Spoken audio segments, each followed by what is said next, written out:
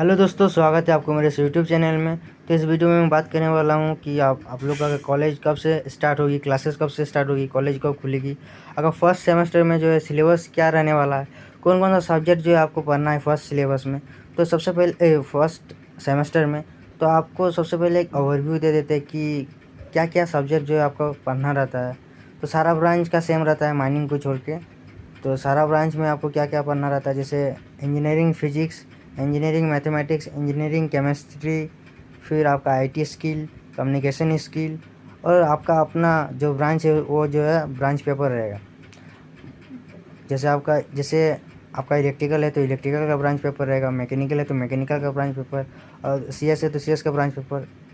लेकिन यहाँ पर मैकेनिकल और मेटलर्जी का दोनों का जो है सेम रहने वाला है। इवन ब्रांच पेपर भी सेम रहेगा और सारा कुछ जो पढ़ना रहेगा दोनों का सेम रहेगा। बाकी ये जो सिलेबस है ये इलेक्ट्रिकल का है, तो इलेक्ट्रिकल का ब्रांच पेपर के हिसाब से रहेगा। बाकी आपका सब जितना सारा पढ़ना है फर्स्ट सेमेस्टर में सब कॉमन रहने वाला है, खाली ब्रांच पेपर को छोड़ के। तो इवन जो हम बोले कि मेटलर्जी और मैकेनिकल का सारा कुछ सेम रहेगा, खाली आपका इलेक्ट्रिकल और सीएस का जो है ब्रांच पेपर अलग रहेगा, बाकी सारा कुछ सेम रहने वाला है। तो ये सिलेबस जो है इलेक्ट्रिकल का है, देख सकते हैं ब्रांच लिखा हुआ है ई या फिर ट्रिपल ई का है। तो ये सारा ब्रांच का सेम है, अभी हम बोले ही, तो उससे कोई दिक्कत नहीं है। और ये सिलेबस जो है पिछला साल थोड़ा सा मॉडिफाई होकर चेंज होके आया है। बाकी पहले साल जो था वो थोड़ा सा दूसरा सिलेबस था, तो इसमें इस बार से चेंज होके आया है। तो पिछला साल ही चेंज हुआ है तो और अभी चेंज होने वाला नहीं है, तो यही रहेगा आप लोग का सिलेबस। तो आपको ओवरव्यू दे दिए कि कौन कौन सा सब्जेक्ट पढ़ना है।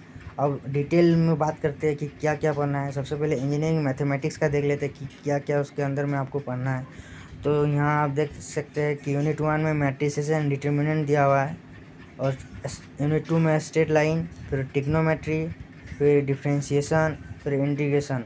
तो यूनिट 5 तक दिया हुआ है मैथ्स में, आपको ये सारा कुछ पढ़ना है। अब बात कर लेते हैं दूसरा सब्जेक्ट की। अब इंजीनियरिंग केमिस्ट्री के अंदर आपको क्या क्या पढ़ना है।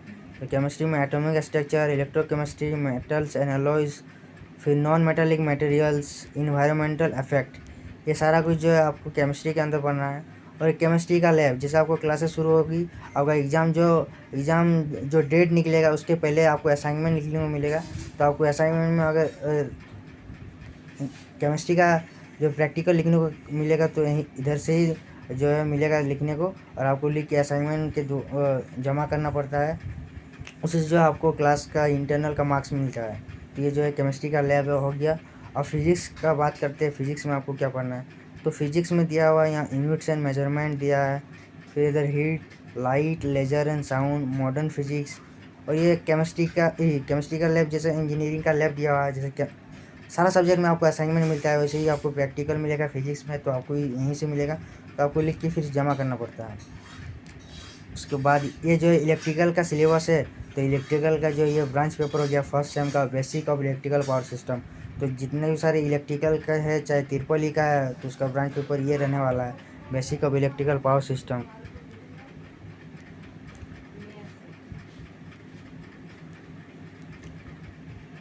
और इंजीनियरिंग वर्कशॉप ये दिया हुआ है। वर्कशॉप में पढ़ना रहता है, ये सारा ब्रांच का ही वर्कशॉप रहेगा। उसके बाद आई टी स्किल भी सारा ब्रांच का ही रहेगा। आई टी स्किल में ये डिटेल्स में दिया हुआ है। जैसे यूनिट 1 का बात करें तो बेसिक ऑफ कोडिंग का इंट्रोडक्शन पढ़ना है। फिर यूनिट 2 में design and develop web page का कैसे डेवलप होता है वो पढ़ना है। फिर बिजनेस प्रोसेस ऑटोमेशन पढ़ना है। फिर introduction to cloud and IoT concept, मतलब इंटरनेट ऑफ थिंग्स में क्या क्या होता है वो सारा कुछ पढ़ना है आपको। फिर साइबर सिक्योरिटी एंड सेफ्टी के बारे में पढ़ना है।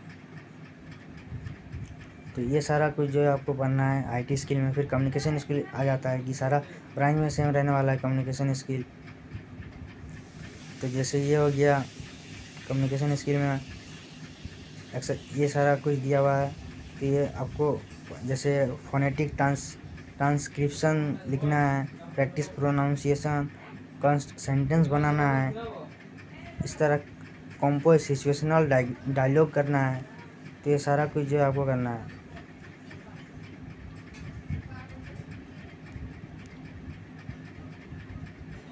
तो इतना कुछ जो है इस सिलेबस में आपको पढ़ना है। फर्स्ट सेम में सारा ब्रांचेस को पढ़ना है, खाली ब्रांच पेपर अलग रहेगा, बाकी सारा कुछ सेम रहने वाला है। और मैकेनिकल और मेटलर्जी का हम पहले ही बताए कि उस लोग का दोनों सेम रहने वाला है।